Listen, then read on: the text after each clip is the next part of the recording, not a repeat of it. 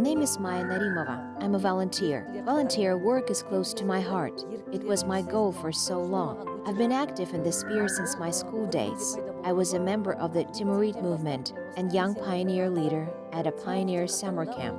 In general, I like working with children and adolescents. In addition, I do my best to help veterans, war veterans, old men, and lonely old women, and call on them. I can say that helping these people is intertwined with my worldview. I run business. I come from a large family. From childhood until I got married, our parents kept telling all of us to help people in any way we could. Our parents taught us to labor. However, I wasn't very active then and wasn't among volunteers either. Among my colleagues, there were people who worked with so-called weak groups. There were cleaners and dishwashers among the workers in our workplace, and we always paid attention to their marital and family status and always provided help. I had no idea about volunteers and volunteer movements then. Later, when I got married and was on maternity leave, I often took my child to the clinic.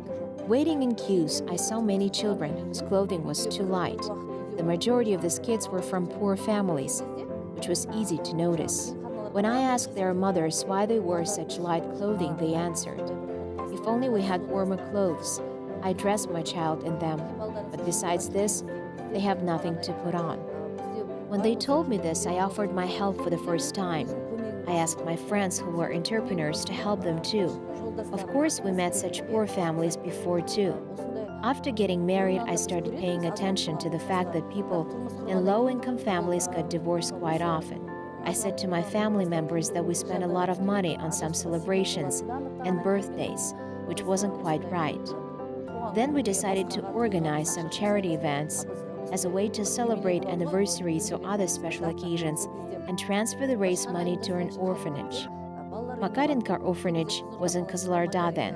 We arranged food on the table, sacrificed a ram, and gave out clothes. After that, we continued organizing similar events. I always remembered about young mothers and families that couldn't provide their children with proper clothes and footwear. It was the reason why I suggested to my acquaintances that we should collect clothes and bring them to the Social Security Department. It was in 2007. I remember that everyone in the Social Security Department was surprised. At the same time, we decided to open a social shop. Of course, it couldn't be called a real shop, it was just a room. We had some new clothes because no one had worn them yet. When we gave out the first items of clothing, we were impressed by the fact that we had managed to help somebody. However, loans were given to anyone that year. I suppose after getting these loans, people and beneficiaries weren't eager to appeal for such help. Perhaps they were ashamed of it, so they didn't often go to the Social Security Department to ask for something. Besides, it was considered illegal there. It was the reason why the girls and I started to open such social centers in our shops and public catering establishments. We divided them into collection centers and donation centers and put boxes there. After that, we started active work in this sphere. When flood hit western Kazakhstan, we received a letter from the town council. Then we realized that we ran a real organization. We started active participation and gathered things which were given out as humanitarian aid. We collected a lot of necessary things during a week. On that day, we announced that we were a volunteer movement, and I headed it.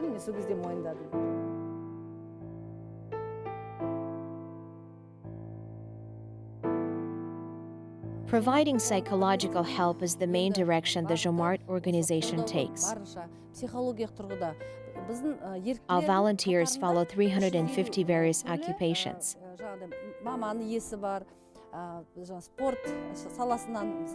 For example, there is a sportsman from Zenit team, school teachers, university professors, mothers on maternity leave, and retired women among the volunteers. Some volunteers work in the banking sector and financial institutions. Each of them has some life experience. We do not set out any certain conditions. Within our capabilities, we organize charity events and do something useful for society, responding to people's requests. If a person does good what their parents did, their children will reap the benefit of their good deeds. It just turns out this way. If they do evil, then their children and grandchildren will pay for it. I have realized this. If I do good, I want my children to become happy. Besides, I really want to help our society.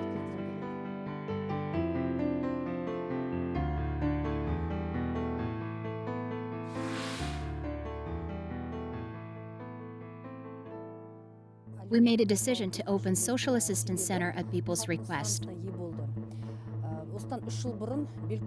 A family living in Belkol village had an accident 3 years ago.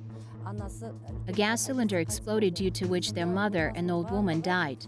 The whole family was brought to the intensive care unit. Then our volunteers proved that they were a tremendous help. And we believe that citizens of Kızılorda were really kind and active people. We all provided the family with help, and the town council did too. We gathered 60 million tenge. Using the money, the victims were able to build a house. Their condition improved and all of them recovered. The help was provided opportunely. They were given both psychological help and material support. That case demonstrated Kızılorda citizens' attitude to other people's misfortune. Our support, the support of our movement, is necessary for those who find themselves in a bad situation. Such families may need some things necessary for everyday life, groceries and clothes anytime.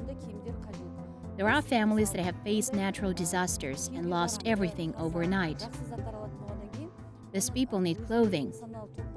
We always gather good, clean clothes they need. Since we've started this work and keep making improvement, I believe we need to continue it, so we're not going to close down this center. At the request of people needing help, we try to hold such events. We do everything they need. For instance, together with the Education Department, we organize and participate in the annual Road to School event and hold New Year events. We move in 4 directions. We run projects aimed at helping needy families and people who have disabled children in their family. There is a special school where we give support to parents, help socialize children with special development needs. Besides, we help orphans. Our credo is help however you can. We always participate in such events. Our social project has never asked the government for help, never asked for a penny. We exist thanks to people's support. We use crowdfunding, post on social media, and then report and show what help we were provided with. For example, before New Year, we organized New Year Basket of Kindness event. Its aim was to give presents to children from needy families and children with special needs. We never asked to send money to any accounts because we don't have them. Just any person who is interested in it buys presents within their means and gives them. Volunteers disguise themselves as snow maidens and Santa Clauses, give the presents, and we just coordinate it. We organize it systematically. In addition, there are children who have diabetes or bronchial asthma or allergies on the list, and we choose their gifts properly, excluding sweets and other sweet things. We have to warn the volunteers about it on time. However, sometimes we collect money aimed at special gifts. Sometimes we organize different events. We call ourselves beneficiaries coordinators. We sign an agreement. For example, a mother asks us if we can gather money for her child's treatment. We conclude a social partnership agreement, and she herself is responsible for her accounts and reports on what she spent the money on. This part is necessary. We don't work without a beneficiary's participation. First of all, a person should have human qualities. A person should remember what they received in their family. Regardless of your status, title, or situation you found yourself in, if you're a real human, you'll be able to overcome any difficulties. It's the most important thing in regard to human attitude. In this case, a person will be able to live on 3 rubles or 3,000 rubles or 3 million. It's impossible to change a person. There is a person with a capital P living in the city of Kızılorda, located in the Kızılorda region. Her name is Maya Narimova. She started as a volunteer and then gathered a team of like-minded people around herself. Now we're trying to help this team of people.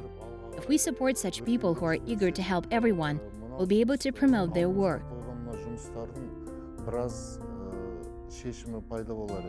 Of course, in this case, it will be much easier for them to succeed in some difficult tasks both we and they have taken on. I mean the tasks which constantly require being tackled to make our work easier. The more people like that there are, the more help we'll give to them. And people who hold the same views. The more thriving they are, the easier our work will be.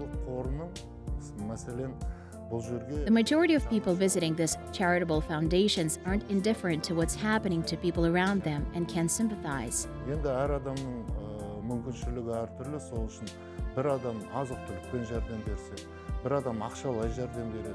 Of course, everyone can provide some help, which is why some give food, some do money, some do clothing.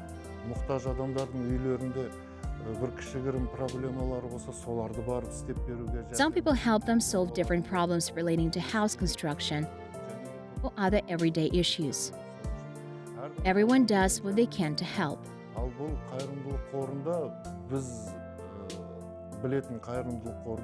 As for the charitable foundation we're talking about, everything there is based on the help given by common people who aren't indifferent to what's happening to their fellow citizens and in their country.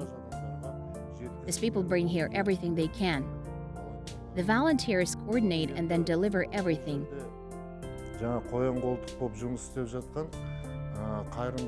They try to make the life of people in need easier. Charitable foundations and warehouses operate and volunteers do their work. It's successful thanks to the fact that they work together and share their organizational responsibilities. In spite of this, there's still lack of warehouses. We need more of them since we don't have enough. In fact, such things are done all over the world. As for Kazakhstan, it's done in small towns of its southern part. However, I think it started in Almaty, the Almaty region and southern towns. People found out about it and passed this information by word of mouth. Now similar organizations are open here too. We can see it on TV and hear about it. However, we don't expect anything. Our main aim is to make people happy, especially small children.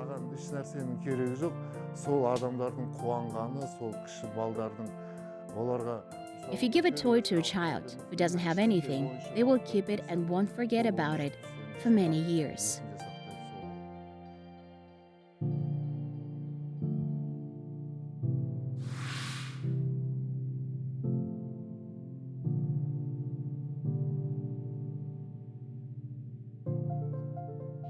I want to devote time to my family, children and husband, and of course, I want to help those who need it. I want to live in the world without wars. I want all people to live in peace. I don't need much. Things I do today can make me happy. If I manage to do what I've planned, have time to do something useful and achieve results, I feel happy. If I can spend time with my children, sit together with them at the table and tell each other various things, it's an achievement. Different situations may arise and sometimes I come home exhausted or just in a bad mood. My children have nothing to do with it. Of course, they understand what my work is. Sometimes it's so difficult to recover. In spite of this, I have to pull myself together, although it's not easy. In psychological terms, our work isn't easy either.